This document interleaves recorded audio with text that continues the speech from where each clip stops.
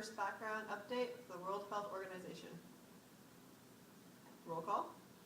I'm Allie. I'm Phoebe. I'm Tim. This is our background update, the first one. So we've chosen 3 articles for you for updates dealing with organ trafficking. And we have one that's organ trafficking through iPhones and how iPhones are worth more than an organ.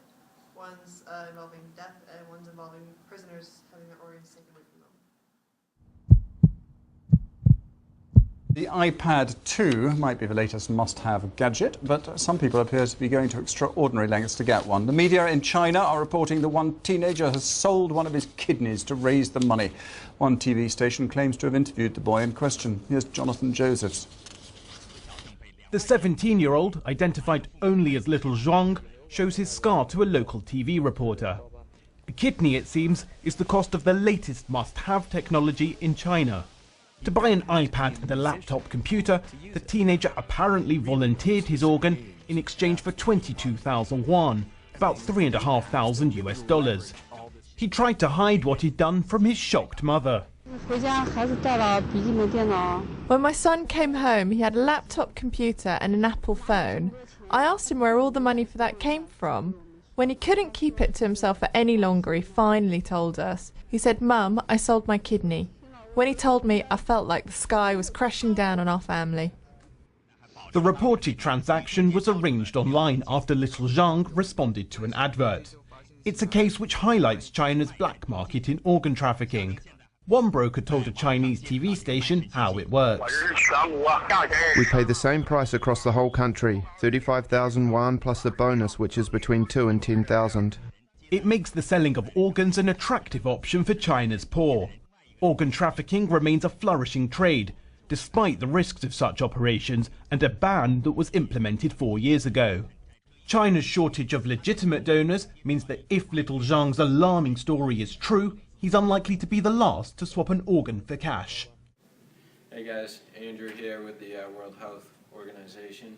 I'm here to talk to you about illegal organ trafficking. In this article, Chinese teen sells kidney for iPad and iPhone. I'd really like to stress this kid that sold his kidney for an iPad and an iPhone, which I think he got $3,500 from. It goes to show you the extremes that people go to, but I would like to stress it's the poor and impoverished that are really affected by organ trafficking. Hey guys, it's Allie. Coming to you with our update. I had an article for about an Australian woman who solicited organs from a Filipina woman, and the case actually closed because the woman soliciting the organs actually passed away, but the woman that got her organs taken is fine and actually got visa and lives in Australia now, which is really awesome. Federal police are investigating Australia's first case of human organ trafficking. It's thought to involve a woman who tried to buy a kidney from a Filipino national. Doctors say a shortage of organ donors is fueling the illegal trade in body parts. Keith Breen reports.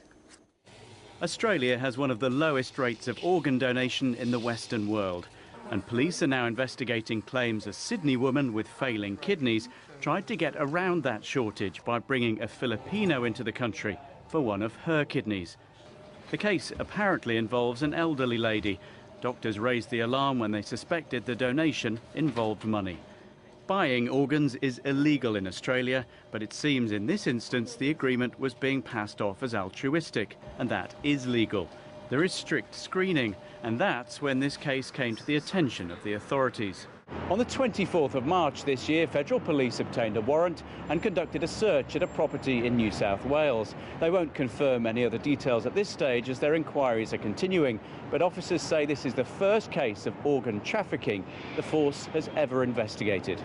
The Philippines has banned the selling of organs to foreigners, but that hasn't stopped the trade, and now it looks like the harvesting of organs is being exported. Jenny Stanger runs Australia's only refuge for trafficked people.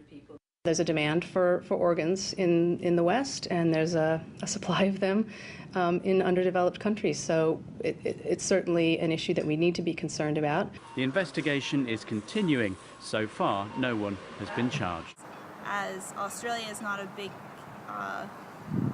organ-producing country, and so they have to look for other resources to get their organs if they need an emergency transplant, which would be abroad, which is a really good example of organ tourism. All right, that's it. Hi guys, it's Tim. What I'd like to talk to you about is organized crime around the organ trade. One of the articles we have for you has to talk about how Dick Marty, special investigator for organ trafficking in Kosovo, discovered in 2008 that for the last 10 years, from 2008 all the way to 1998 in Kosovo during the Kosovo War, members of the Kosovo Liberation Army would take Serbian prisoners and open them up and harvest their organs and sell them abroad. A bombshell report from the Council of Europe.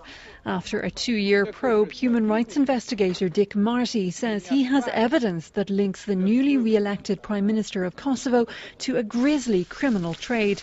His report says Hashim Thaçi was the head of a mafia-like gang involved in drugs and arms trafficking and even human organ harvesting. The case dates back to 1999 when the ethnic Albanians of Kosovo were fighting Serbian nationalists led by Slobodan Milosevic for their independence. The report says that some members of the Kosovo Liberation Army, which was led by Thaçi, took advantage of the chaos to enrich themselves through drug and organ trafficking.